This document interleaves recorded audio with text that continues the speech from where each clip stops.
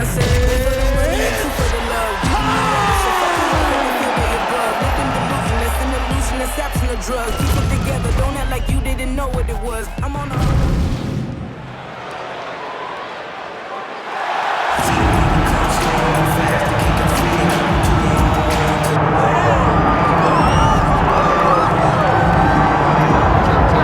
Yes, the sweet science. This guy could have been a professional boxer, probably a world champion if he so chose. He loves the MMA game, but his boxing is certainly his bread and butter. I mean, a guy that was on par to make an Olympic team, and that is in one specific skill set.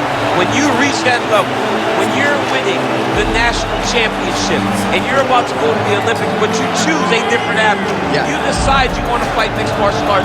It's truly something special. He has the most educated jab I have ever seen in the octagon. He throws the jab, it always comes back to the face. It never goes to the hip. And if you rush him, he has the ability to switch stances from conventional southpaw and land a great counter right hand that will put your lights out. Better jab than your guy Rosendo Sanchez? Oh, it's unbelievable. He puts Rosendo Sanchez to shame.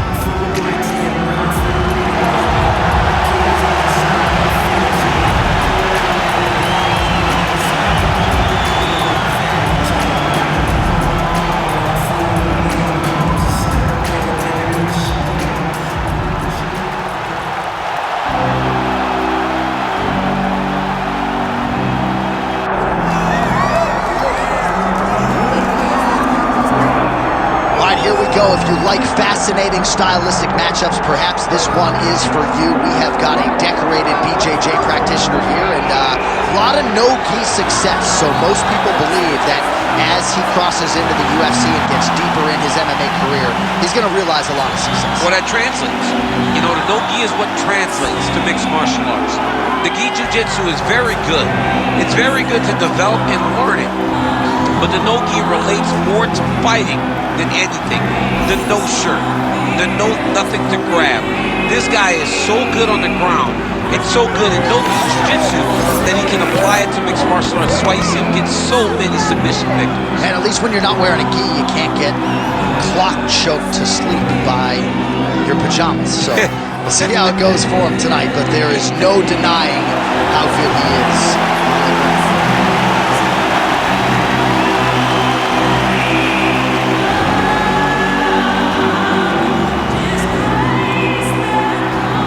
And now our tale of the tape for this lightweight fight. All right, now for the particulars, here's Bruce Buffer. Ladies and gentlemen, this is the main event of the evening.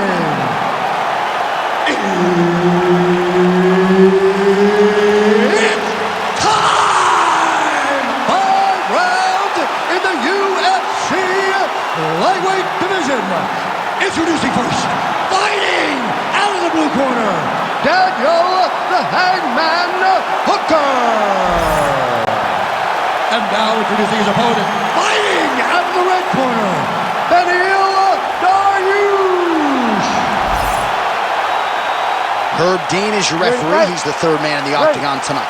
All right, here we go at the start of this round. Big spot in a career full of them for one Daniel Hooker. You got to think one of his fights, likely the Dustin Poirier fight, is going to end up in the UFC Hall of Fame, but not necessarily looking for a world here tonight. I believe skill for skill, he is the better man in this equation and out to prove as much early on.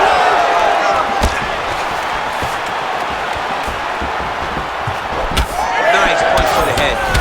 Another blistering combination there, really starting to do a nice job stringing the shots together. And you can see the damage in his opponent's body, his face, his body, his legs.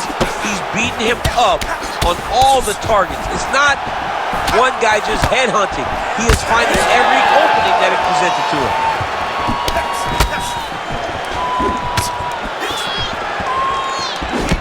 Good defensive vision to block that punch. Oh, vintage stuff there. Nice combination of strikes by Dariush. Oh, no feeling out process, folks. Here we go. Edge of your seat action right out of the chute. These dudes are trading very early in this fight. This is good. Oh, nice body shot. Oh, big knee to the body. Big right hand.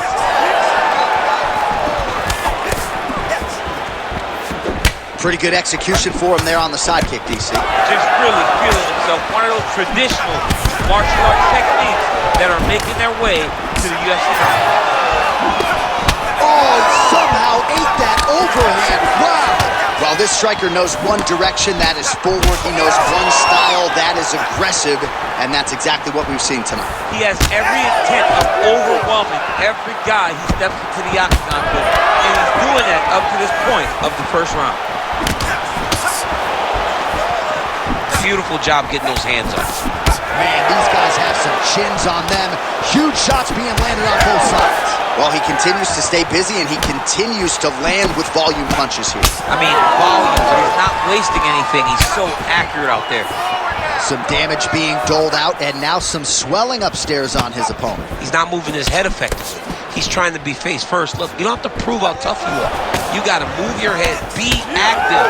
Don't be reactive in your defense. Oh, picture-perfect shot there, DC, and one more of those, he might be out. I mean, the fight is going to be over. I can't believe he's still standing. That shot landed perfect. Nice, good. Keep that pressure. They're about to break. Fighter lands a nasty kick. And now they are throwing both sides with conviction.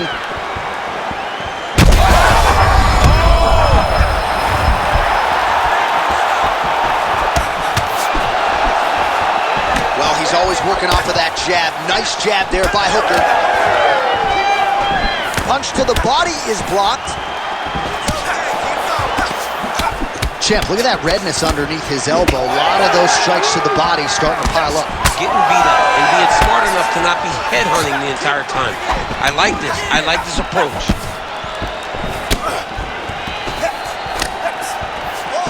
Oh, well-timed overhand there by Hooker.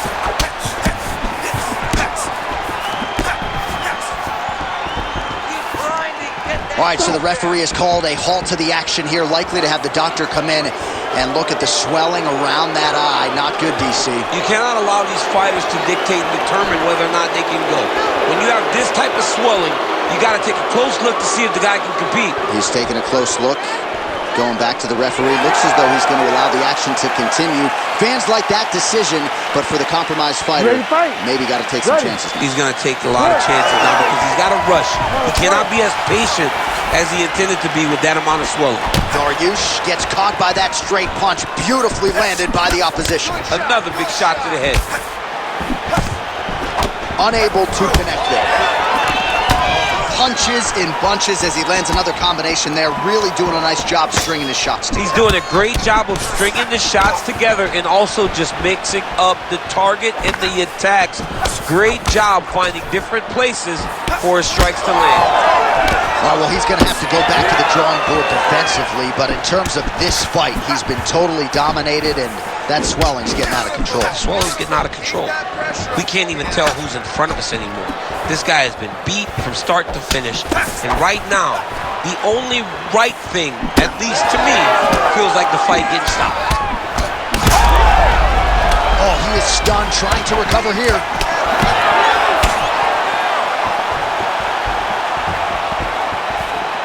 Just out of range with that left hook. 20 seconds left.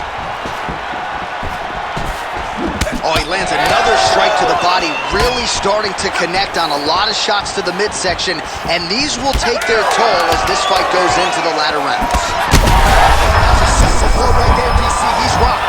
That was a beautiful hook. It landed perfectly, and it hurt his opponent very bad. So a strong 5 minutes down.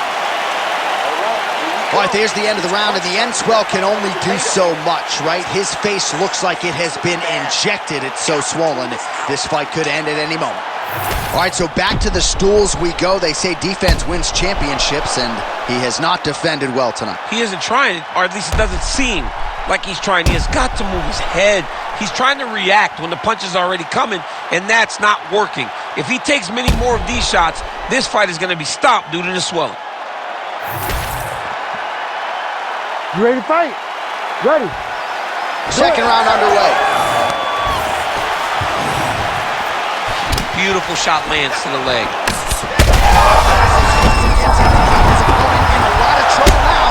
That was Velasquez's punch of choice. Every time he lands that overhand right, he feet now. Another was hurt bad.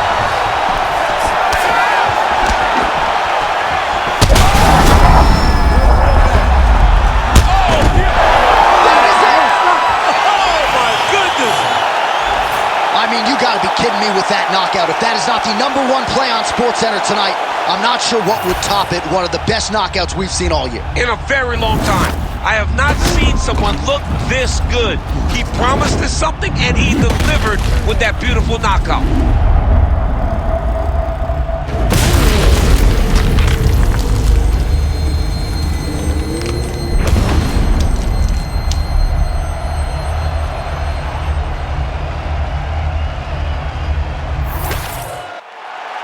All right, now we go inside the octagon where Bruce Buffer has the official decision. Ladies and gentlemen, referee Herb Dean has called a stop to this contest at 33 seconds of round number 2. Declaring the winner by knockout, Beneil Dariush. So the celebration is on with him and his team, and rightfully so. A monumental result tonight as he gets the win by knockout. He spoke it into existence. He said over and over to anyone that'll listen, I am going to knock this man out. He did it in an even more impressive fashion than he ever could have imagined.